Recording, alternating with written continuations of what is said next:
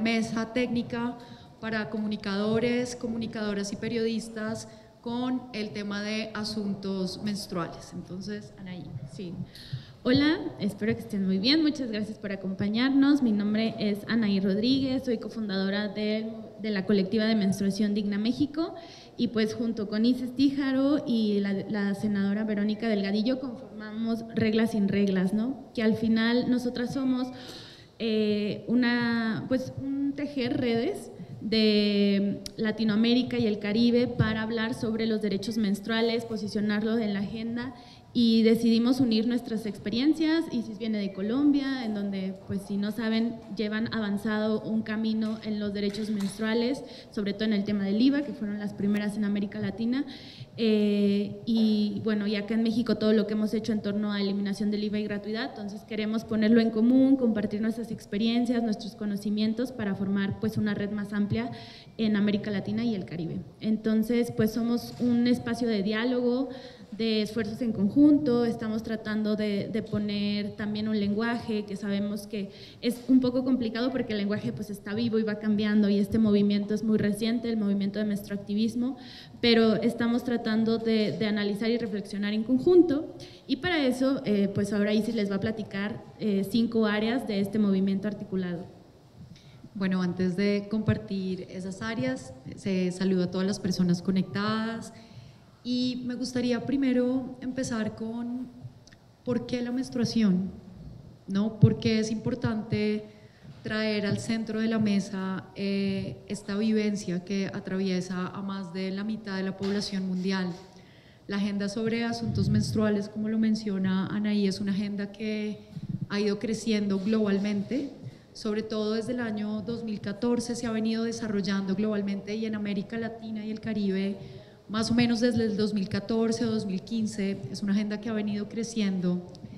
¿Qué significa trabajar y crear y tejer una agenda sobre asuntos menstruales? Y esto tiene mucho que ver con entender que la menstruación sí pertenece a la esfera íntima, pero también es un proceso que tiene que ver con garantías jurídicas, que tiene que ver con un proceso histórico, cultural, ¿no? Eliminar el estigma menstrual significa cambiar también la cultura menstrual.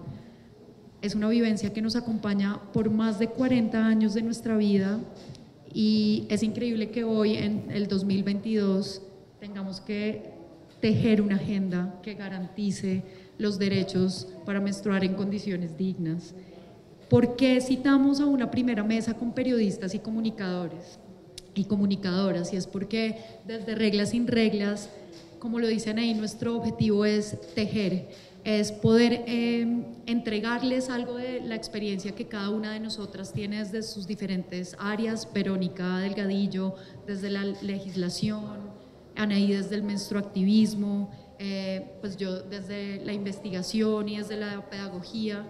Entonces, esta es una invitación para que todos los comunicadores y comunicadoras, periodistas, se vuelvan cómplices de nuestro movimiento, se vuelvan cómplices de esta agenda. Y hoy queremos hacer una reflexión de la mano con ustedes, porque hemos identificado que este tema se está cubriendo con temas que son muy recurrentes, y se pierde algunas veces la amplitud que puede tener el cubrir la temática sobre menstruación. Entonces, sin más preámbulo, quisiera compartirles 5 puntos que para Reglas sin Reglas son importantes, y son lo que nos llevaron a juntarnos. El primero es que identificamos cómo se trasladan muchas agendas del norte global o de Europa a nuestros territorios latinoamericanos, no solamente desde el discurso, sino también desde los proyectos de ley. Hemos identificado cómo se crea casi como una copia de estos proyectos, ignorando un poco que nuestras realidades latinoamericanas son distintas, que nuestras narrativas menstruales quizás están inscritas en otras realidades políticas, sociales, económicas, culturales. Entonces, nuestro primer llamado es: generemos conocimiento de nuestros territorios y entendamos que es importante tener referentes de lo que está pasando en otros lugares del mundo, pero no podemos traer esto y aterrizarlo a una copia, o asumir que si las niñas hacen deserción escolar en en otro país, en Latinoamérica también hay deserción escolar debido a la vivencia menstrual. Nuestro llamado aquí es: investiguemos sobre las realidades de nuestros territorios y entendamos que tenemos realidades políticas y sociales muy distintas, lo cual hace que la agenda sobre asuntos menstruales también se teja y se conforme desde lugares distintos. El segundo punto que hemos identificado es la concentración de la discusión pública de la agenda, específicamente en temas como el acceso a productos, la asignación de presupuestos, la eliminación de aranceles, los servicios de salud, la infraestructura, el acceso al agua. Hemos identificado cómo también cuando se está hablando sobre esta agenda, se está comunicando desde los mismos lugares, y es: hablemos sobre los productos, las alternativas más amigables con el medio ambiente, hablemos sobre el acceso y la gratuidad, hablemos sobre la infraestructura y algunos proyectos de ley. Sin embargo, hoy vamos a hacerles una invitación para expandir la forma en la que se puede abordar esta agenda.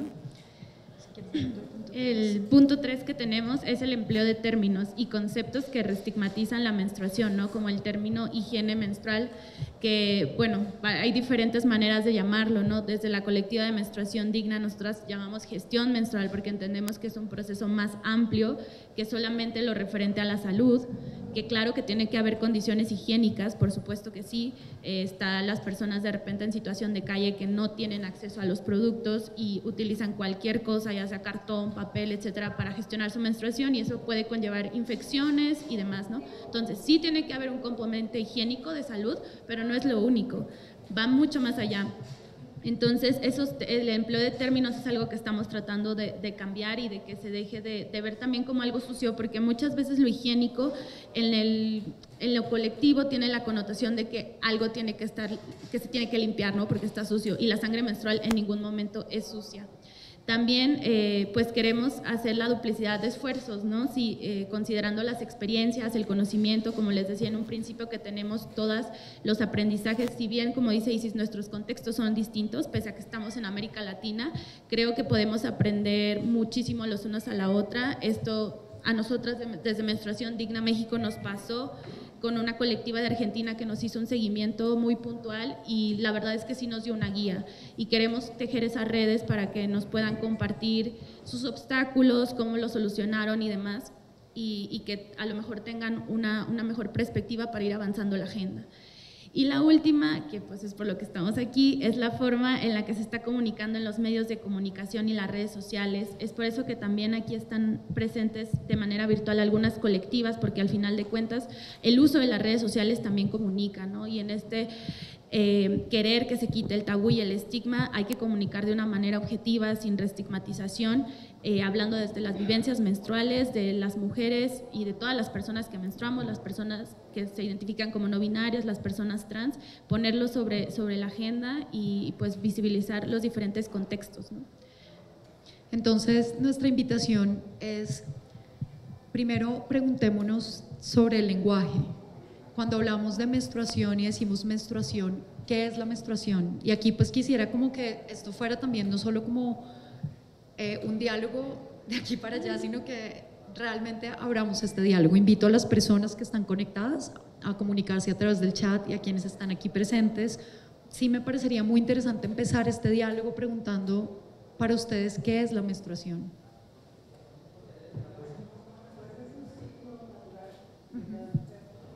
Un ciclo natural, un proceso biológico, ok. Que por el chat tenemos algunas respuestas.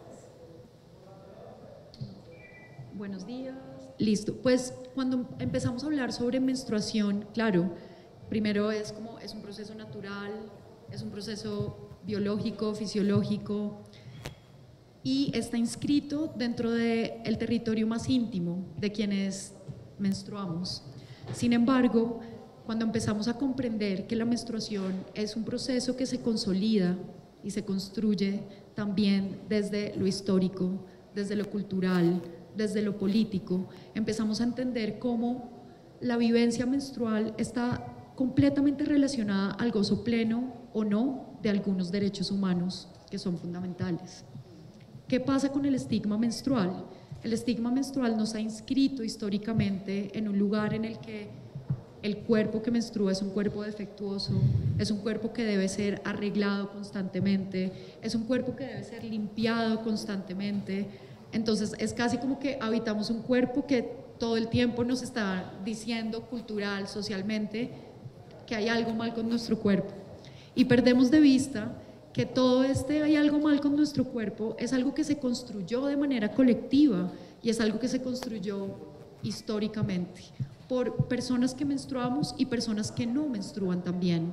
Por eso esta agenda es una agenda que no es específicamente de niñas, mujeres o 100% femenina, es para personas que menstruan y personas que no menstruan.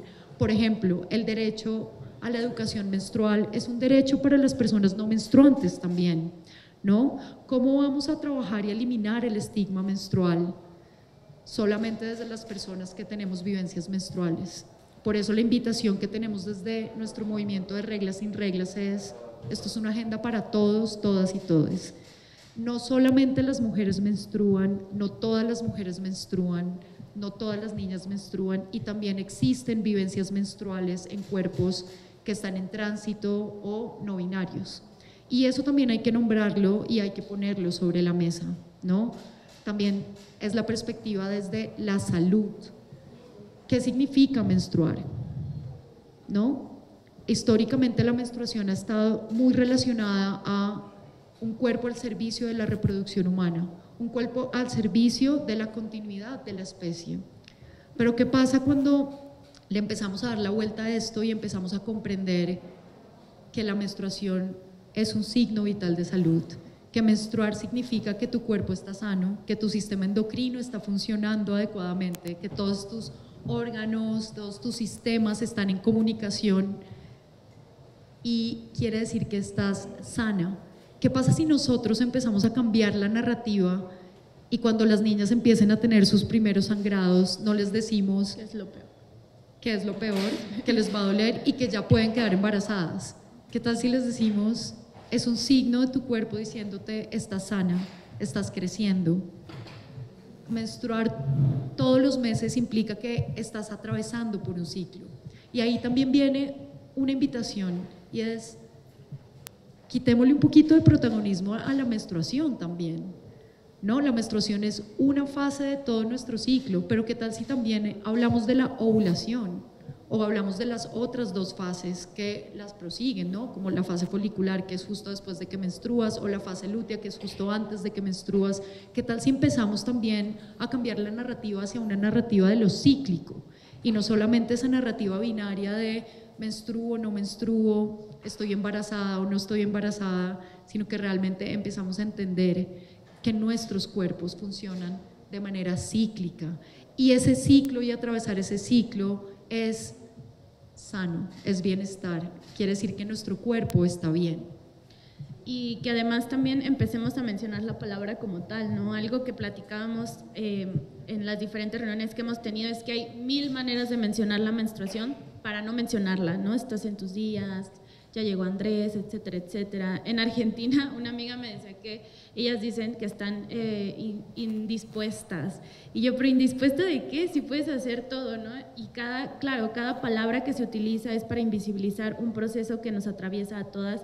Y justo algo que también queríamos poner sobre la mesa es de las personas que no menstruan, que también tienen derecho a la educación, como dice Isis, porque al final de cuentas son las que conviven todo el tiempo con personas que están menstruando. O sea, ¿cuántas de las personas que están aquí en su trabajo no han sentido como esa presión de, ay, no vayan a ver?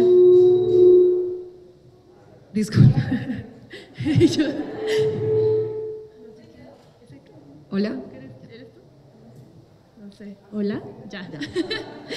Que cuántas de las personas que están acá en sus trabajos no han sentido como la presión de que están en una junta y se van a parar y no vaya a ser que me haya manchado la ropa o voy a sacar la toalla del tampón o lo que sea y se van a dar cuenta, o en un baño mismo de mujeres que en teoría están menstruando, ya menstruaron o van a menstruar, tratas de abrir la toalla o el tampón con todo el cuidadito del mundo para que nadie escuche. O sea, todo eso también es parte de lo que queremos quitar como este estigma y el tabú, y por eso esta mesa, ¿no? Para que ustedes, las personas comunicadoras, nos ayuden a mencionarla, a ampliar la agenda muchísimo más allá de lo que sea gratuidad o IVA, que está bien, pero pues es mucho más amplia. Y se puede abordar de diferentes maneras, ¿no? Digo, acá en México sí hemos tenido un avance, sobre todo en temas de gratuidad, que van 9 estados que ya aprobaron la gratuidad en las escuelas, que es un buen número, digo, también llevamos 3 años con el movimiento, creo que es bueno, pero aún así nos faltan muchísimos más. Y en el caso de que se apruebe, de nada nos sirve que tengamos una legislación y un presupuesto y se den las toallas o tampones si cuando le llegan a las niñas va a haber estigma, va a haber tabú, van a dejar de ir a la escuela de todas maneras, o a lo mejor no van a querer recibir el producto porque les da vergüenza, por las burlas de sus compañeros, etcétera. Entonces es bueno que también en la legislación lo acompañamos de educación menstrual de calidad, ¿no? Pero ese es un trabajo que tenemos que hacer entre todas las personas, más allá de si están en una colectiva o no, y también por eso es que les llamamos a ustedes personas comunicadoras para que nos ayuden a ir cambiando esta mentalidad. Exacto. Aquí alguien nos había puesto que hola Malú, que menstruación es solo una fase del ciclo menstrual, lo que ya mencionaba Isis, y que atraviesa mi cuerpo, las relaciones con los otros y el entorno.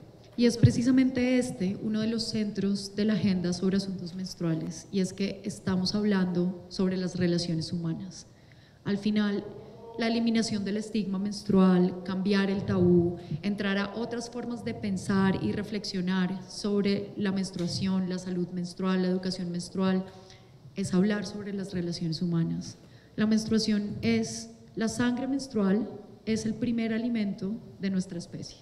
Todos los que estamos aquí, nuestro primer alimento en este plano fue la sangre menstrual. Sin la sangre menstrual, simplemente no existiríamos. Entonces, ¿cómo es posible que aún hoy nosotras que menstruamos sigamos sintiendo que nuestro cuerpo está sucio, que tenemos que invisibilizarlo, que seguimos enseñando a las niñas el protocolo perfecto de invisibilizar su vivencia menstrual? La mejor forma de menstruar es que nadie se dé cuenta. Y cuando empezamos a cambiar esto, pues también empezamos a cambiar las relaciones humanas.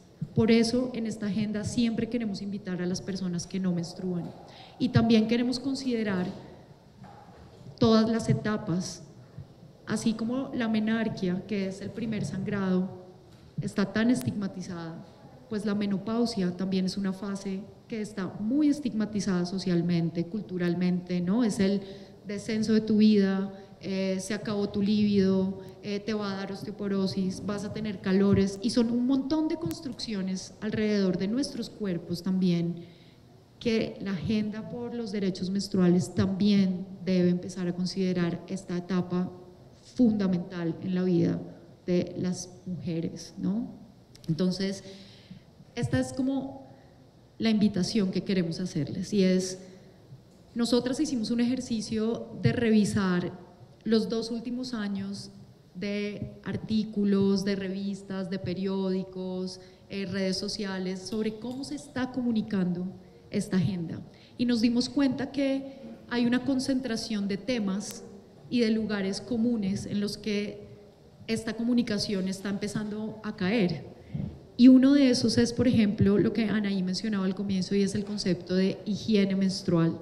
Este fue un concepto muy importante para el movimiento, porque fue uno de los primeros conceptos que empezó a llevar esta conversación al centro de la mesa. Sin embargo, la agenda ha ido avanzando, y también desde la postura de no reestigmatizar la menstruación, decimos, no hablemos sobre higiene menstrual. ¿Por qué? Porque nosotras no necesitamos limpiar nuestro cuerpo. Podemos hablar sobre relación con nuestra vivencia menstrual, podemos hablar sobre gestión menstrual, como lo hace Menstruación Digna México, podemos hablar sobre la forma en la que recolectamos o absorbemos nuestro sangrado menstrual, por ejemplo, ¿no?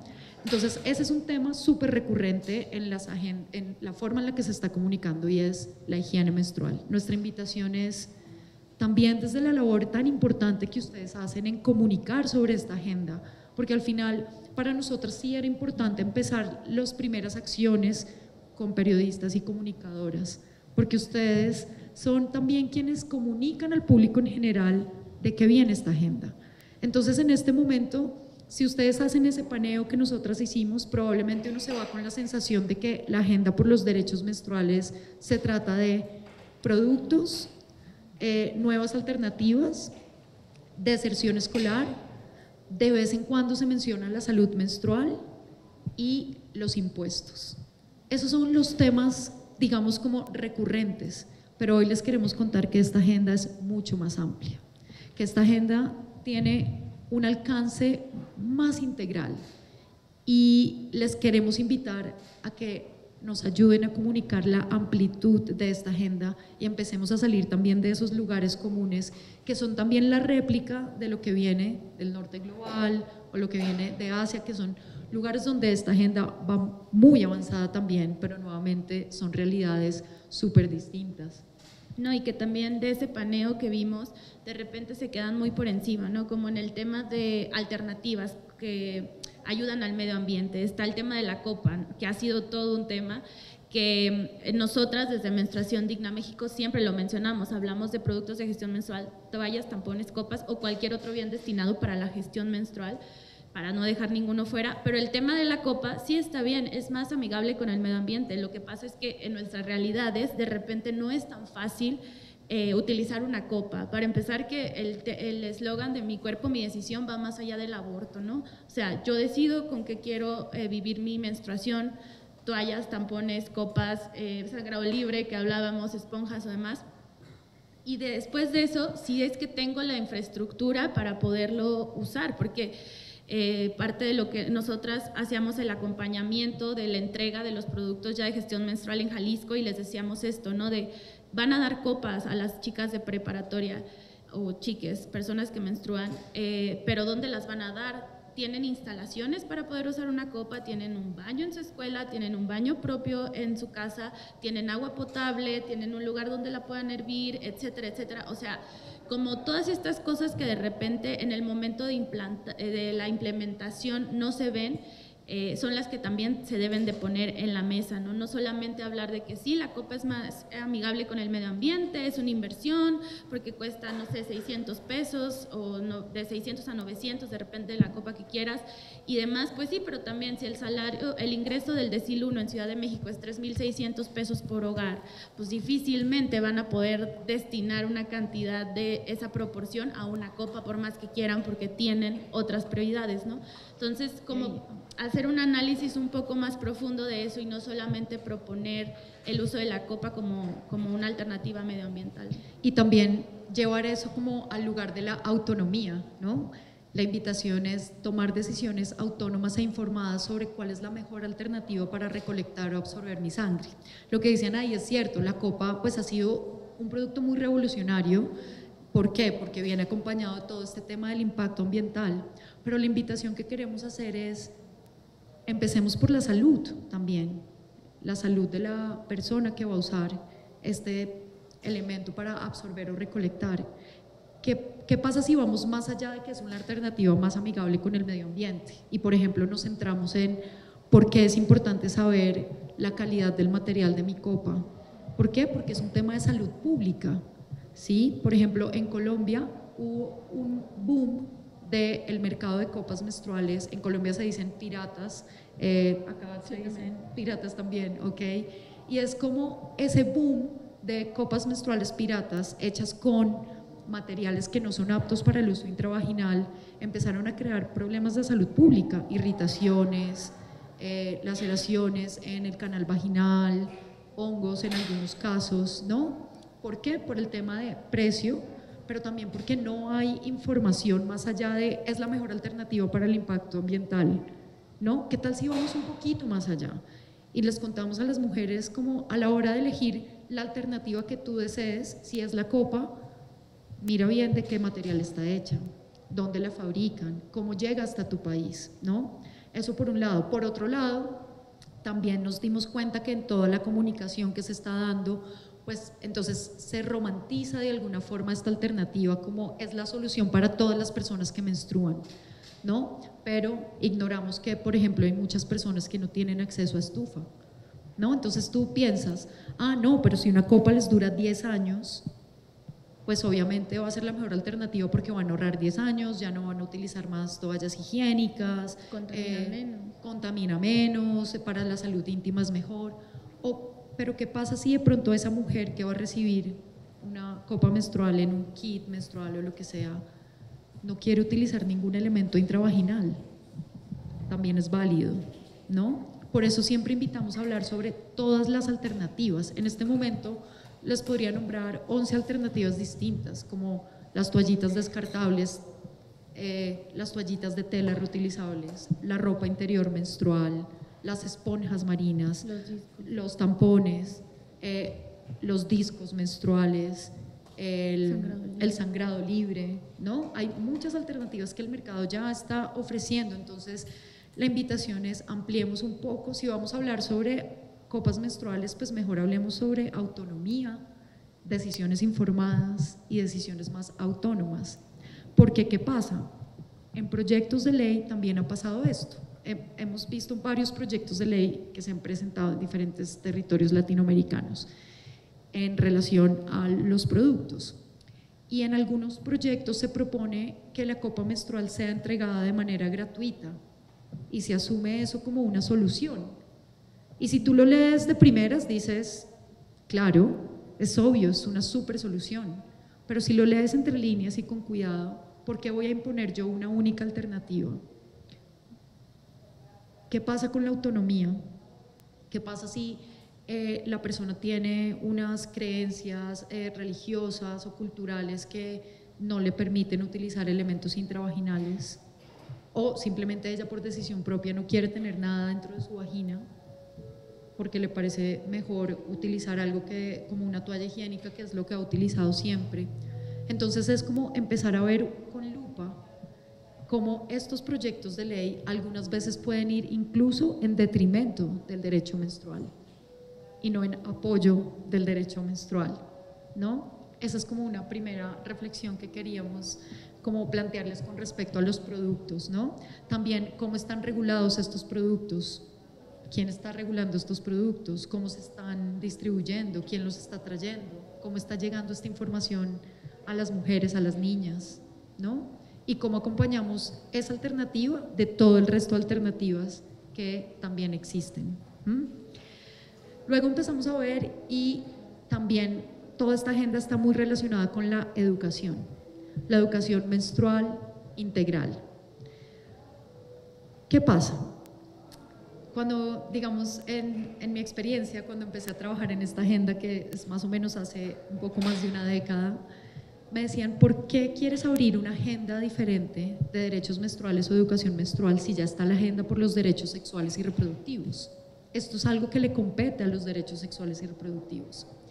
Y mi reflexión siempre ha sido, en todos los años que la agenda por los derechos sexuales y reproductivos lleva activa en nuestros territorios, la menstruación ha ocupado el mismo lugar que ocupa desde siempre, y es la invisibilización y el estigma. Muchas de las personas que han trabajado en estas agendas o que han sido beneficiarios de estas agendas, por ejemplo, es muy difícil que reconozcan qué es la ventana de fertilidad, por ejemplo, ¿sí? Entonces, por eso es importante que la agenda por derechos menstruales se construya de la mano con derechos sexuales y reproductivos, pero necesitamos garantías jurídicas distintas y necesitamos programas de educación diferentes. Pero ¿qué pasa con la educación menstrual? Es un movimiento que también ha ido creciendo muchísimo en nuestros territorios, ¿no? Y una de las fuentes que más ha,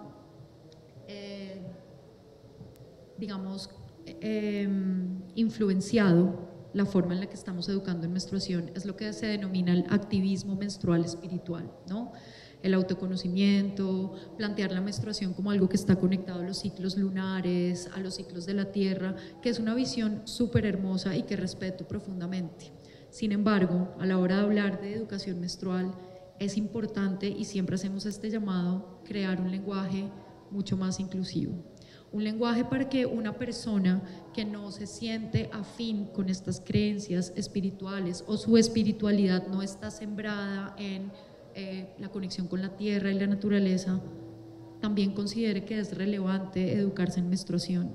Entonces es también empezar a trabajar en educación menstrual integral, educación menstrual que permita a cualquier persona identificarse con la importancia y relevancia que entender el ciclo hormonal, menstrual y ovárico implica. Es desdibujar esa binariedad en la que hemos estado, pero crear lenguajes que sean más incluyentes. Ese es otro llamado que nosotros queremos invitar. Y en el caso particular de México, que parte de lo que estamos impulsando es trabajar con la Secretaría de Educación Pública y modificar el contenido de los libros de texto, que, o sea, es paupérrimo, de verdad, lo que viene sobre menstruación son 4 párrafos, no te hablan, no mencionan la menopausia, por ejemplo, ¿no? Exacto. O sea, entonces el hecho de empezar a meter más contenido entendible para el grado en el que están, objetivo y con una mayor profundidad, y que no solo se dé a las mujeres, ¿no? Porque muchas veces vamos a hablar de menstruación, sálganse los hombres, solo hablan con las mujeres, y en esta idea que tenemos de quitar el estigma y de quitar el tabú, es importante que se hable también con la otra parte, no con los hombres. Ahora, ¿por qué es importante esto? Nosotras en 2020 hicimos una encuesta que es pública con UNICEF México, U-Report, CIPINA y City, me parece que también estuvo, para conocer la menstruación en ambientes escolares. Y parte de lo que nos salió ahí, y aquí tengo el dato, es que cuando tienen alguna duda sobre menstruación, el primer lugar donde consultan es en internet. El 46% de las niñas, niños y adolescentes encuestados, porque también fueron hombres, respondieron eso, lo cual es un poco preocupante porque en internet puedes encontrar cosas muy buenas o cosas de te mueres mañana, ¿no? Me duele la cabeza, te vas a morir. Entonces, es ahí la importancia también de que ustedes estén aquí, de que ustedes nos ayuden a comunicar de una manera objetiva, clara, quitando todos estos sesgos que de repente se dan para que puedan encontrar información accesible y más allá de lo que se plantea, ¿no? Como con todas estas alternativas, sus pros y sus contras, y que con eso cada quien decida en la medida de sus posibilidades qué usar. Entonces creo que eso es la gran importancia que tiene esto. Igual como que en la encuesta esta nos salió que la menstruación, la información que se da en las escuelas no era suficiente, el 37% lo dijo, y el 40% de las personas encuestadas, que fueron como 1,600, dijo que en un inicio sí lo fue, pero después investigó en internet. Entonces, pues te habla de que hay una hambre ahí también de saber más allá de lo que se les presenta, ¿no? El tema de los cólicos es un ejemplo que yo siempre pongo. Te dicen, la menstruación va a tener cólicos, va a tener dolor, pero ¿cuánto dolor? O sea, nadie te dice, como en un momento los cólicos son muy fuertes, y a mí me pasó y nos ha pasado a muchas que estamos en la colectiva, que tenemos cólicos y como lo asociamos menstruación, dolor, bueno, ya está, son normales, cólicos enormes, yo llegaba a desmayarme así, yo, pero pues son cólicos, ¿no? Viene, pues no, o sea, tienes que ir a checarte, tienes que ir con tu ginecóloga, con tu ginecólogo, para ver qué está pasando, porque de repente pasa que tienes alguna otra enfermedad o demás, que fue en mi caso. Entonces, esa información es la que queremos que se ponga de manera disponible. La legislación tarda, digo, en Michoacán se hizo un esfuerzo con la Secretaría de Educación Pública del Estado de Michoacán, en donde se dieron una reforma curricular, y pues se planteó la menstruación desde muchos ámbitos. O sea, a mí se me hacía muy increíble que las chicas del eje de educación de la colectiva plantearon la menstruación desde ejercicios de porcentaje con el precio de las toallas y tampones, y creo que eso es parte de lo que queremos poner, ¿no? Que se transversalice. Sí, de repente puede haber una clase específica sobre menstruación, pero creo que lo más nutritivo sería que se normalizara algo que es totalmente normal. Si aprendes con peras o manzanas a sumar o restar, ¿por qué no con tampones y toallas? ¿Quién te dice que no? Y también se propusieron ahí talleres de hacer su toalla de tela en las escuelas, hombres, que digan niños y niñas, profesores también, todas las personas que están, porque al final de cuentas, lo que decíamos, siempre tienen a una persona que está cerca que esté menstruando. Entonces, el conocer como todo lo que conlleva la menstruación, desde los productos hasta todas las causas sociales, es muy importante para eliminar todo este estigma y el tabú. Y con respecto al tema de la educación, pues también es muy importante que empecemos a educar en menstruación desde antes de recibir el primer sangrado.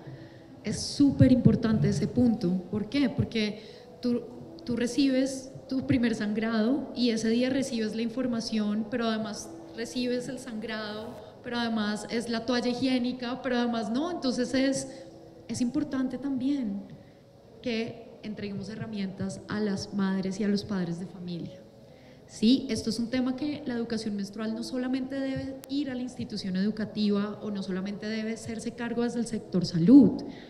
Es importante darle herramientas a las familias para educar en menstruación. Yo les hablo desde mi vivencia personal en este momento. Yo tengo una hija que va a cumplir 17 años, pero para mí fue una pregunta también, como ¿cómo voy a acompañar a mi hija en este tema? Y ella fue una gran inspiración para empezar este camino de educación menstrual hace 12 años. Pero las mamás no tenemos herramientas para acompañar a nuestras hijas, no tenemos la posibilidad de acceder a espacios de educación menstrual para acompañar nuestras maternidades o nuestras paternidades. En algunos casos al consultorio, por ejemplo, llegan papás solteros que me dicen, Isis, ¿cómo voy a resolver esto, no? Pero él está tan perdido como la mamá que llega y me dice, ya casi le va a llegar y no sé cómo voy a asumir esto, porque nosotras históricamente recibimos pues el mismo estigma y el mismo tabú, entonces no tenemos la herramienta para acompañar a nuestras hijas y entregarles otras formas de habitar su menstruación y de naturalizar el diálogo. Entonces pasan cosas como ese día se vuelve un día súper especial y de celebración y tranquila, es natural, pero cuando vas al súper a hacer el mercado pones las toallas higiénicas debajo de todo el resto del mercado. O te las envuelven. O te las envuelven en la bolsa papel, negra sí. o en el papel. No, entonces es como todas esas prácticas también confluyen y la educación menstrual debe estar en los hogares también, no solamente en las instituciones educativas. Y aquí viene otro punto que también nos gustaría como contarles y es el tema de la salud menstrual, que es todo lo que hablaban ahí de los cólicos. Tenemos tan naturalizado el dolor, pensamos que la menstruación duele y realmente la menstruación y el ciclo hormonal menstrual y ovárico no tiene por qué doler, pero culturalmente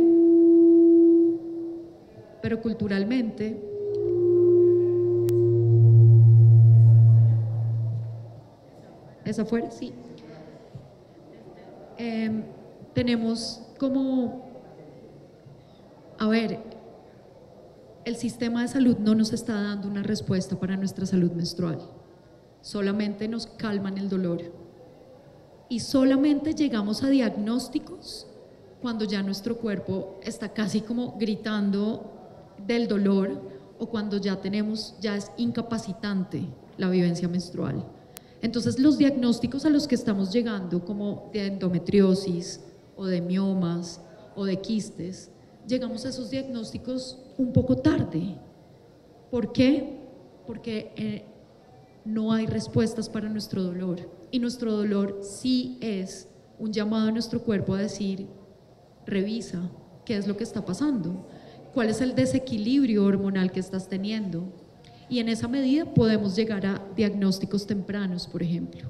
Entonces, ese es otro tema de la agenda que es súper importante y es qué es la salud menstrual y cómo desde nuestros sistemas de salud nos están respondiendo a nuestra salud menstrual, pero también cómo podemos empezar a tener prácticas de medicina preventiva, por ejemplo. La medicina preventiva en relación a la vivencia menstrual no está presente. Casi que la única pregunta que nos hacen en el médico es ¿cuál fue la última fecha de tu menstruación? Y es solo para saber si estás embarazada o no, pero no para entender si tienes algún desequilibrio. No te preguntan, dime, un desequilibrio hormonal, no te preguntan, oye, ¿cada cuánto te llega? ¿Sabes cuántos mililitros, digamos, como que tienes? ¿Cuántos días te dura? ¿Eres regular? ¿Eres irregular? ¿Sientes dolor, pero en qué fase de tu ciclo? Porque asumimos que los cólicos también son solo cuando menstruas y resulta que no, que hay mujeres que tienen cólicos durante su fase ovulatoria y eso también te está hablando de tu salud general. Entonces es esta invitación de empecemos a hablar sobre la salud menstrual y empecemos a contarle a nuestras niñas también que menstruar significa que están sanas. Y esto tiene otra patica más que es un tema muy interesante y es la nutrición y la salud menstrual. ¿Cómo nos estamos alimentando y por qué las menstruaciones están llegando cada vez más temprano, por ejemplo? ¿Por qué en nuestras generaciones empezábamos a menstruar a los 16, 15 o 14 y hoy las niñas están empezando a menstruar a los 9, 10 u 11 años? ¿Qué pasa allí? ¿Qué nos están diciendo esos cuerpos también? ¿No? Sí, algo nada más que agregar en el tema de la salud y que también salió en el paneo y que es claro ejemplo de lo que se vive en las investigaciones médicas, es los sesgos de género no persistentes, como esta visión súper androcentrista que toman al hombre como referencia para los estudios médicos de cualquier cosa. El tema que salió ahí fue la vacuna del COVID, ¿no? Que fue todo, en redes sociales nos llegaban muchísimos testimonios de, oye, después de que me vacuné, me baja más, tengo más dolores, tengo cólicos más fuertes, me duele la cabeza, me duelen los pechos, así, un montonal de cosas que claramente no fueron estudiadas porque nunca se toma como una causal y se toma al hombre como perspectiva. Pero eso no solamente pasa en la menstruación, no solamente pasa en las vacunas, pasa en los diferentes ámbitos, pero que también es importante que se ponga sobre la mesa, ¿no? Que al final todo está con una mirada muy androcéntrica y que no se ven estas vivencias que tenemos las mujeres como tal. Exacto. Entonces, ese es como otro de los puntos. Hablemos sobre salud menstrual. Empecemos a posicionar también esta temática, ¿no? Otro de los puntos que identificamos fuertemente cuando hicimos la revisión de los artículos es que también hay muchos artículos en los que se cubre las vivencias menstruales en hombres trans o personas no binarias. Pero son muchos artículos que se quedan allí también, solamente, digamos, en visibilizar que hay estas vivencias, que hay que enunciarlas, hay que nombrarlas, ¿no? Nuestra invitación también es: enunciemos a todas las personas que menstruamos, niñas, mujeres, adolescentes, hombres trans, personas no binarias con vivencias menstruales. Es importante enunciar, pero también siempre es importante comunicar que esta agenda no solo es para las personas que menstruan. Las personas que no menstruan tienen derechos menstruales. Y hay un ejemplo que pasó en México cuando empezamos con lo de la eliminación del IVA. Nos llegaban muchos comentarios en redes sociales, en especial de hombres, de por qué quieren quitarle el impuesto, ¿no? O sea, no lograban entender que era un impuesto súper discriminatorio, o sea, que era un impuesto sexista, porque no hay un bien comparado que los hombres tengan que comprar mes con mes durante 4 décadas de su vida sin elección, porque, o sea, yo no decido y no menstruo, ¿no? Entonces, no lograban comprender eso, también a falta de una educación menstrual, porque nunca nadie les dijo eso, como, oye, este es un bien básico que tenemos que adquirir mes con mes, no queramos o no queramos, ¿no? Bueno, las personas que menstruan, porque hay mujeres que no menstruan. Entonces, creo que es importante, por eso el acceso y el hablar también de salud menstrual como más ampliamente, o el hecho de por qué quieren que les den gratuitamente toallas y tampones. ¿Por qué mejor no nos dan papel higiénico a todas, a todos? Eso sí lo utilizamos todas las personas, no nada más ustedes. Y es como, a ver, ¿no te molestó que durante años se pagara un impuesto que solo lo pagábamos las personas que menstruábamos? Todo bien, ¿no? Ahí no hubo ningún problema, y ahora que queremos que se nos den estos productos porque están ligados al acceso a los derechos humanos básicos como la educación, el trabajo y demás, y el Estado, garante de derechos, tiene que hacer valer eso, ahí sí hay un problema. Pero claro, entonces lo que nosotras pensamos, esto es desinformación, porque nunca alguien les habló sobre esto, no les dijeron, estos son los productos de gestión menstrual, los necesitan comprar, etcétera, etcétera. Y también por eso es la importancia de ustedes, personas periodistas y comunicadoras, que logren llegar a ese público que tal vez nosotras desde nuestras burbujas de menstruactivismo no alcanzamos a llegar, ¿no? Pero que se difunda esta información de una manera más objetiva.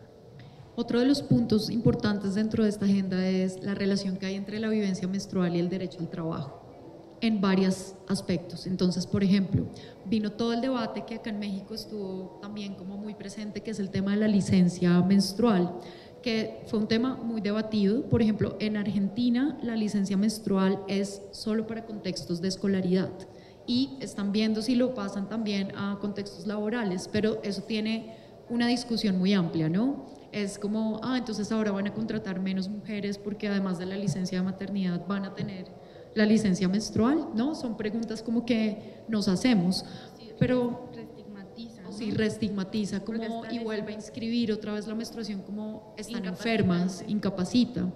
Y lo que hemos hablado desde Reglas Sin Reglas es que qué importante sería alcanzar la licencia menstrual para atender el problema que está presente hoy y estas personas que tienen vivencias menstruales incapacitantes puedan hacer cargo, pero qué importante que esta licencia menstrual desaparezca en unos años porque el sistema de salud y la salud menstrual ya está tan presente y ya nos da una respuesta que ya no vamos a tener vivencias menstruales incapacitantes. Entonces, el objetivo de crear una licencia menstrual es que las personas no tengan que pedir la licencia menstrual porque tienen acceso a salud menstrual. Es algo que viene de la mano, pero si no garantizamos la salud menstrual, si el sistema de salud no nos da una respuesta, pues la licencia menstrual va a ser pedida eternamente por las mujeres que se van a seguir haciendo cargo de sus dolencias desde apaciguar el dolor, pero no desde realmente hacerse cargo de lo que está pasando. Entonces, el derecho al trabajo es súper importante con la agenda sobre asuntos menstruales. Uno, porque hay mujeres que les cuesta mucho trabajo mantener su trabajo, valga la redundancia. ¿Por qué? Porque tienen menstruaciones incapacitantes y faltar al trabajo todos los meses, un día o dos, resulta en un despido o resulta en personas que tener un trabajo fijo les ha costado mucho. Entonces el derecho al trabajo es importante. ¿Qué otro punto hay en relación a la menstruación y el derecho al trabajo? La infraestructura que tenemos disponible. Tenemos baños en donde podamos cambiar nuestra alternativa para recolectar o absorber nuestra sangre menstrual. Muchas personas, por ejemplo, que tienen trabajos en la informalidad, ¿dónde están los baños públicos de nuestras ciudades? ¿En qué estado están los baños públicos de nuestras ciudades? Y este es otro punto súper importante de la agenda sobre menstruación, y es el espacio público y la participación en la vida pública. También se puede ver truncada por una vivencia menstrual en la que no hay condiciones dignas para menstruar, ¿no? ¿Qué pasa si en mi trabajo yo no tengo un baño y el baño más cercano está a 5 minutos caminando donde la vecina que me lo presta? ¿Qué pasa con esta persona que está menstruando ahí? Con su desarrollo del derecho a un trabajo en condiciones dignas también. Ese es otro tema súper importante en la agenda. O en México pasa que en muchas comunidades no hay un baño privado, son baños comunitarios. Y acá cuando hicimos alguna recolección de testimonios nos decían que era como una presión psicológica también, porque era un baño de una comunidad en la cual cada que menstruaban tenían que hacer parecer que no estaban menstruando, y era limpiar todo, o sea, que no quede ni un residuo, que no se vea, que nadie sospeche que estoy menstruando, y eso generaba una presión también, ¿no? Creo que es importante también resaltar en el tema de los derechos menstruales, perdón, de los permisos menstruales, ¿quién accede a ellos? Justo ahorita mencionabas, en nuestros países creo que la mayoría de las mujeres están en trabajos informales o están en 2 trabajos, etcétera, etcétera. Y por ejemplo, en México, en Colima ya se aprobó los permisos menstruales con una causal, pero no solamente en trabajo, sino también en escuela. Muy bien, excelente. El tema es que ahí tienes que presentar un justificante del IMSS que te avale que pues tienes esa condición, que me parece que es, ay, no me acuerdo qué causal es, perdón, y así puedas faltar al trabajo, ¿no? Y en las escuelas lo mismo, y entonces se plantea que las niñas se puedan conectar a través de internet para tomar las clases cuando falten y demás. Bueno, en pandemia ya vimos que fue todo un problema el hecho de la conectividad en este país y de que pudieran realmente acceder a las clases virtuales. Entonces ahí, ¿cuántas niñas realmente pueden acceder a eso, no? Pese a que esté en la ley. Y lo otro, el tema de presentar un justificante para los permisos menstruales, pues lo mismo, ¿no? ¿Cuántas están en los trabajos informales? ¿Cuántas están inscritas a la seguridad social? Entonces creo que eso es a lo que ICSI se refiere de tenemos que ver qué realidad estamos viviendo para entonces plantar soluciones. Yo no digo que esto no sea bueno, claro que es un avance, pero entonces ahora hay que dar el siguiente pasito para tratar de incluir a todas las personas. Y ahí también es como un llamado a que desde la iniciativa privada, si tú tienes una empresa, una pequeña, mediana empresa, etcétera, tú mismo pongas estas medidas para poder garantizar que las mujeres o personas menstruantes de tu organización, empresa, etcétera, pues vivan una menstruación digna. Cosas tan sencillas, o sea, yo siempre les digo, vayan a los baños y vean que todos los baños tengan un seguro en la puerta, porque de verdad, si no tiene un seguro en la puerta, después estás toda contorsionada de que, ay, tengo que agarrar la puerta y tengo que cambiarme y demás, o un lavamanos adentro de los baños para las personas que usan copa, o sea, hay muchas cosas que pueden hacer desde lo privado y que no necesariamente tienen que esperar a que haya una legislación.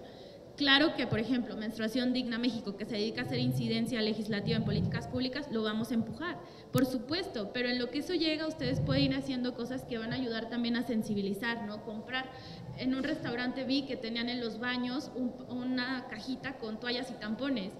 ¿Cuánto te puede representar de tu gasto poner esa cajita de toallas y tampones? Y ayuda mucho, porque al final, aunque no lo utilices, el verlo ahí es como decir, ah, ok, ¿por qué lo tienen aquí? O sea, como que tú empiezas a pensar, y el visibilizar y empezar a reflexionar es parte del avance y de este cambio de mentalidad. Entonces, por eso es como importante que se hable muchísimo más allá de la gratuidad o de la eliminación de los impuestos. Y pues solamente aquí en el Senado tenemos un ejemplo, que es el primer punto cíclico que se instaló con la senadora Verónica Delgadillo, y es, si ustedes pasan por su oficina, afuera está el punto cíclico con una canastita con productos para recolectar o absorber la sangre menstrual gratuitos, y todo el tiempo se están rotando, todo el tiempo las personas están pasando y los están agarrando, porque a veces vas y te llegó desprevenida, no la esperabas, no tienes, o te llegó más de lo que te llega normalmente y no te alcanzó las 2 toallas que tenías en la cartera y necesitas otra, o el tampón, o lo que sea.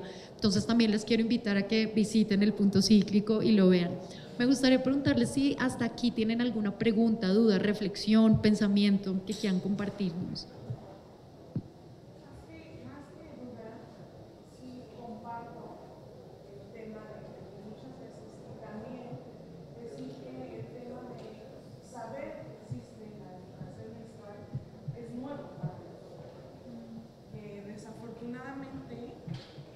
Pues no tenemos esta educación como desde que comenzamos a saber del tema, o antes, como ya mencionaban, pero que también cuando escuchamos educación menstrual, muchas veces, y creo que la mayoría es lo que pasa, como que nuestra mente se refiere solamente a ciertas mujeres. Por ejemplo, decían, ¿no? Las niñas que están en la escuela, como si exclusivamente fuera para ellas. Y la verdad es que no. O sea, ya decían, muchas mujeres que incluso están pasando por la menstruación no saben qué hacer. También la educación menstrual va para cualquier edad, no tiene una edad en específico para recibirla. Y sí es importante también incluir hombres y mujeres y todas las personas, porque solo así vamos a poder quitar el estigma de lo que representa la menstruación, que es algo completamente natural y normal. Y creo que muchas de estas acciones que también las mujeres hacemos es por este estigma, ¿no? Porque la sangre en sí representa algo sucio. Entonces, por eso me llamaba la atención cuando describían y decían que vamos a los baños y queremos limpiarlo todo, ¿no? Porque incluso si alguien entra después, pues te da pena. Entonces, sí es como quitar este estigma, pero también saber que la educación menstrual es para todas y todos, sin importar la edad. Y ahí hay un punto súper importante, y es, no podemos tener un único programa de educación menstrual, porque vivimos en países y en territorios que tienen una riqueza en la diversidad cultural muy amplia. Debemos co-crear con los territorios y con las comunidades estos procesos de educación menstrual para no incurrir en nuevamente esta práctica de yo voy a ir a enseñarte todo. Nosotras partimos del hecho de que la educación menstrual es un proceso de intercambio de conocimientos también con las personas que trabajamos. ¿Por qué? Porque históricamente las mujeres también hemos tenido prácticas para el autocuidado, para la prevención, para la salud. Entonces es también visibilicemos esas narrativas de menstruación en positivo, por llamarlo de alguna manera, ¿no? Como que en todos los artículos que revisamos pues también siempre se alude como que se sigue problematizando la menstruación y no las condiciones en las que estamos menstruando. Y yo creo que ahí hay una diferenciación muy amplia, ¿no? Entonces es como también desde esa labor tan importante que ustedes desarrollan, podemos también hablar de esos aspectos que históricamente también han mantenido a las mujeres en su salud menstrual, ¿no? El agüita de canela, el ritualito de no sé qué, que si te pasa, que si tienes un sangrado muy abundante, hazte un vaho o una vaporización o hazte un… No, también tenemos esos conocimientos en nuestros territorios latinoamericanos que dentro de esta gente, dime, té de orégano, que también todas siempre tenemos una recetita que alguna mujer de nuestra familia o alguna amiga nos la entregó. ¿Qué tal si también visibilizamos que eso también es real? Es decir, yo siento que la invitación aquí también es narrar la menstruación, no como seguirla problematizando. Y acá viene un concepto que es la pobreza menstrual, que es un concepto que, como lo hablábamos ayer con Anaí y con Vero, claramente ayuda a visibilizar el avance de esta agenda, ¿sí? Sin embargo, es también como no empobrezcamos más los cuerpos que menstruamos, ¿sí? Hablar de pobreza menstrual, claro que es una herramienta muy importante para visibilizar todas estas carencias que hemos estado platicando el día de hoy, pero realmente queremos poner la pobreza y la menstruación al lado. Y si las personas más pobres son las mujeres, ahora ser mujer y menstruar, ¿qué estamos haciendo ahí? ¿Cuál es esa narrativa a la que estamos llevando? Es un concepto que continúa problematizando la vivencia menstrual y no las condiciones y las garantías jurídicas a las que tenemos que acceder para poder tener vivencias menstruales en bienestar mental, en bienestar emocional, físico y espiritual, porque finalmente las vivencias menstruales tienen que ver con la espiritualidad para muchas mujeres también, y eso es algo que también hay que reconocer, toca todas esas esferas de nuestra vida. Entonces, claro, la pobreza menstrual es una herramienta para visibilizar la problemática, pero es también como repensémonos este concepto también, ¿no? Porque ¿será que estamos estigmatizando la menstruación con otro estigma?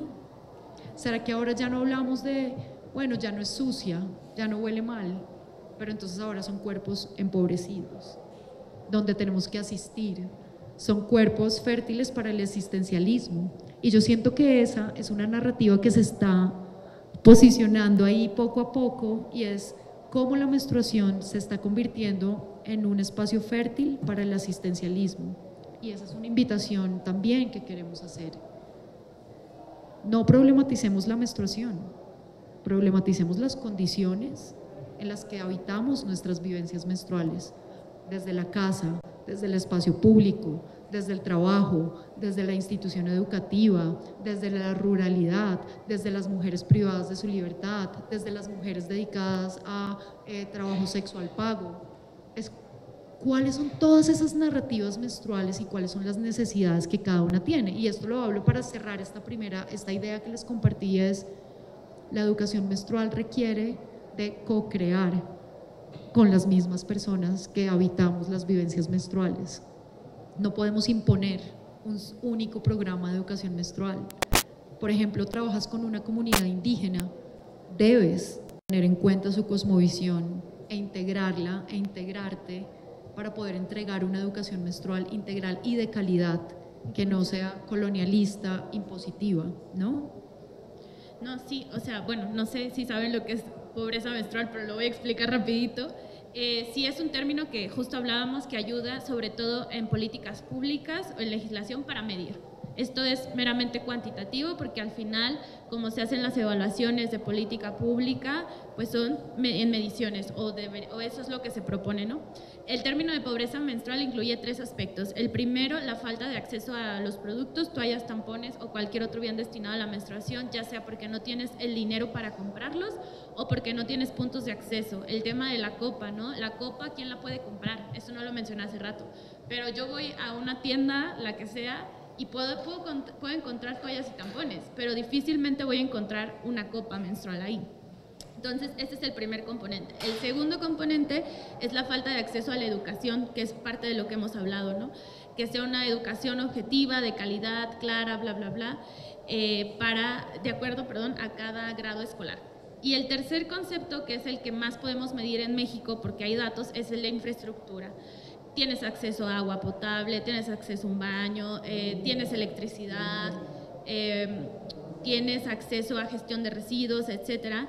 Y ese es uno que a nosotras, desde lo que hacemos acá en México, nos ha ayudado mucho, porque pues ahí están las cifras de Coneval, y que al final podemos evidenciar que justo las condiciones, como dice Isis, pues no son las adecuadas, ¿no? O sea, lo que les decía hace rato, o sea, ¿por qué les vas a dar una copa a alguien si no tiene una infraestructura adecuada para poderla utilizar? Entonces, eso es lo que engloba el concepto de pobreza menstrual, y la razón por la que se utiliza es justamente eso, para cuando llegamos a estos recintos con personas tomadoras de decisiones, etcétera, etcétera, pues que puedan tener indicadores, que los puedan medir y puedan ver el avance.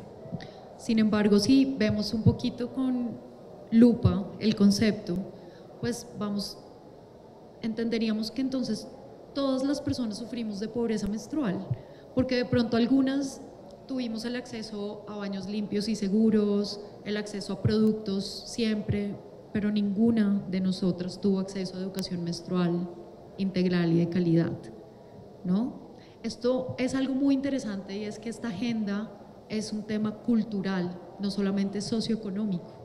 Entonces nos atraviesa a todas, en todas las esferas. La educación menstrual es tan urgente en las instituciones educativas privadas como en las públicas. Es tan urgente, como lo decías tú, para una persona de 40 años como para una niña de 8 años, independientemente tu condición socioeconómica. ¿Por qué? Porque estamos hablando de una cultura menstrual que debemos cambiar a través de garantías jurídicas, nuevas narrativas y otras formas de pensarnos colectivamente la vivencia menstrual. Entonces es una agenda muy noble también y muy hermosa, porque nos atraviesa, por eso no es una agenda asistencialista. Por eso siempre hago este llamado sobre el concepto de pobreza menstrual, y entiendo la importancia que tiene para presentar los indicadores a tomadores de decisión, pero es que también desde el lenguaje estamos construyendo, ¿no? Entonces, es una invitación a pensémonos otras formas de narrar esas, digamos, condiciones no dignas. A mí las condiciones no dignas me parece que es interesante para posicionar esta temática. ¿En qué condiciones estamos menstruando? ¿Cómo está menstruando una mujer que está privada de su libertad? ¿Quién es el encargado de entregarle acceso a infraestructura y productos? Porque claro, ahí tiene que ver todo con la dignidad humana, ¿sí? Pero también, ¿qué significa menstruar en una universidad privada? Porque uno creería, no, pues esto es una agenda para las personas menos beneficiadas, ¿no? Y en realidad no. Una mujer en una universidad privada que tiene acceso a todas las cosas de infraestructura y productos tampoco tiene educación menstrual de calidad, y tampoco tiene un enfoque de salud menstrual que le vaya a permitir relacionarse con su salud desde la autonomía también.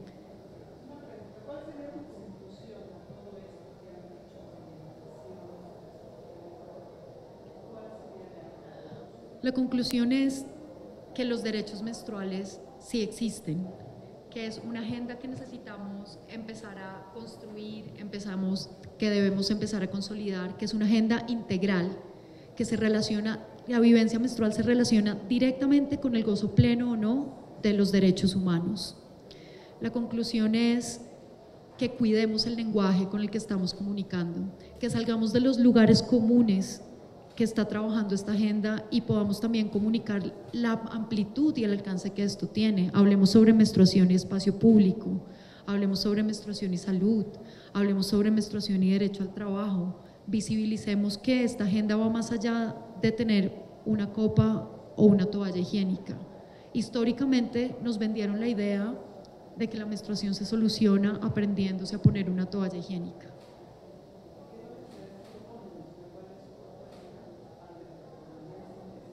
Aparte de... Sí.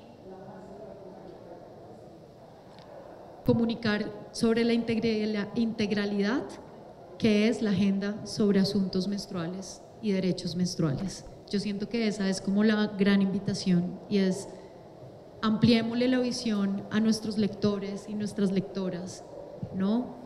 Contémosles que esto va más allá de un producto o del acceso al agua. Contémosles que esto es mucho más grande, y que esto, yo creo que otro de los mensajes muy poderosos es: esto no es solo para las personas que menstruamos, esto es para todas, todos y todes. Y si no lo hacemos colectivamente, va a ser muy difícil cambiar la cultura menstrual y el estigma menstrual. ¿De qué le sirve a una niña llegar muy informada a su casa donde su hermanito y su primo no recibieron esta información? El estigma menstrual va a seguir vigente en su vida y en su cotidianidad.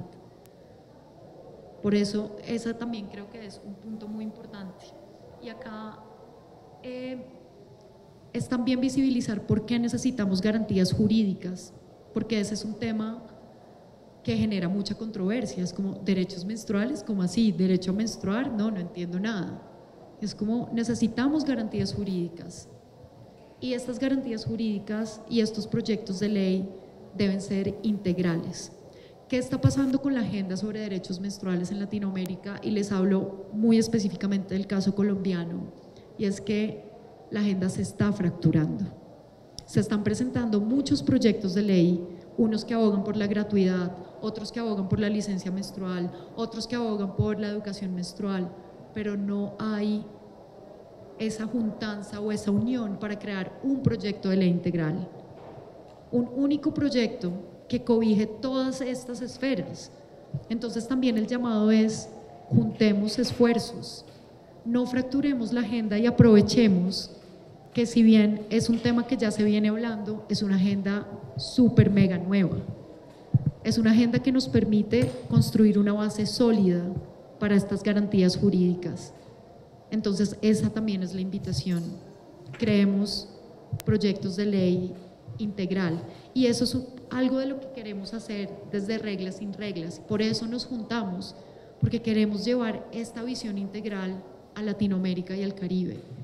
Queremos tener estos diálogos y transmitir este mensaje de que los derechos menstruales sí existen y los necesitamos, y necesitamos cambiar el estigma menstrual, porque no puede ser que más de la mitad de la población tengamos vivencias menstruales y aún hoy nos siga dando pena caminar al baño con una toalla higiénica en la mano. No, solo aclarar también que hay un porqué, ¿no? De por qué la agenda se empezó a mover por la gratuidad o por la eliminación del impuesto, que creo que es que en el momento en que se empezó el movimiento menstruactivista en los diferentes países, no había las condiciones para llegar a hablar de algo más. O sea, era como lo primero o lo más urgente, por así decirlo, a resolver, lograr que todas las personas tuvieran un acceso a toallas, tampones, y que el impuesto se quitara. Entonces, ahora que se está avanzando en esas agendas en los diferentes países, ya se puede empezar a hablar como de algo más, ¿no? Como los derechos menstruales, porque también es más, lo vivimos desde Menstruación Digna México, ¿no? Al principio, cuando nos sentábamos con organizaciones o tomadoras de decisiones, era como: ¿pero de qué me estás hablando? ¿Pero cómo que pagamos un impuesto por menstruar? Y así, ¿no? O sea, porque claro, no es que, siempre he dicho, ¿no? Menstruación Digna México no fue la primera que habló de esto, pero sí creo que fue la primera que logró aglutinar a organizaciones y personas para hacer la voz más fuerte. Entonces, cuando llegamos tantas organizaciones, tantas personas a decirle: oye, urge legislar en esto, fue así como: ok, se empezaron a adentrar en el tema y a decir: pagamos un impuesto, sí, esto es súper injusto, o sea, y ahora, con todo el avance, pues ya hay un campo, digamos, más propicio para que empecemos a ampliar la agenda, a hablar de los permisos menstruales, a hablar también, en un momento se mencionó el tema del acceso a las consultas ginecológicas y demás, que creo que también va muy de la mano. Y bueno, entonces solo eso, como también para las personas tal vez que nos están oyendo en Latinoamérica, decir que si empezaron esta lucha, no estamos criticando eso, solamente que es un camino que va avanzando, ¿no? Y ahora, bueno, queremos dar como el siguiente paso. Igual acá, empezamos con la gratuidad en las escuelas, públicas de educación básica. Dicen, pero ¿por qué no todas las personas? Claro, porque en un principio cuando llegamos a hablar de eso era, uy, es mucho dinero, ¿y cómo se las vamos a repartir? Y no sé qué, y dijimos, lo más fácil para implementar, las escuelas, sabes en dónde están, cuántas niñas hay, sabes qué calidad tiene la infraestructura y demás, y se puede hacer una implementación bastante buena con educación menstrual, y en unos años ojalá que llegue la gratuidad universal, ¿no? Que se dé para todas las personas que lo requieren, pero también es paso a pasito, ¿no? Y digamos, otro punto que siento que es muy importante es, esto tiene que ser intersectorial. Tenemos que sentarse, sector público, sector privado, sociedad civil. Esto es una agenda que se debe co-crear con todos los sectores.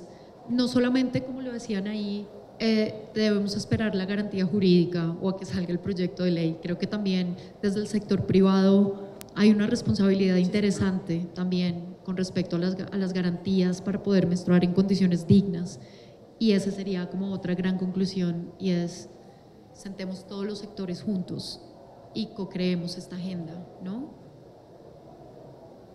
Hasta aquí, ¿tienen alguna otra pregunta, duda, sugerencia? Pues agradecerles primero por su asistencia, a ustedes, a las personas que están conectadas.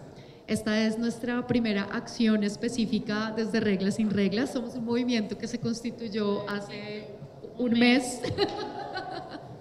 Entonces, nos alegra mucho, de verdad, su atención, que quieran como volverse aliadas y cómplices de esta agenda. Queremos seguir haciendo más mesas, más diálogos, ¿no? Sobre todo más diálogos con ustedes, con sus colegas y en varios lugares de Latinoamérica. Queremos llevar esta semillita a muchos territorios porque es una agenda que realmente trasciende en la vida de las personas.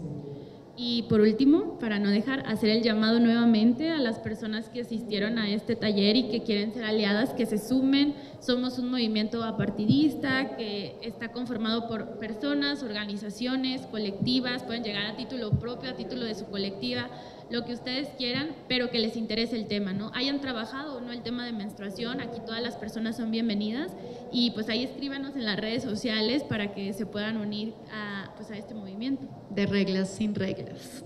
Muchísimas gracias.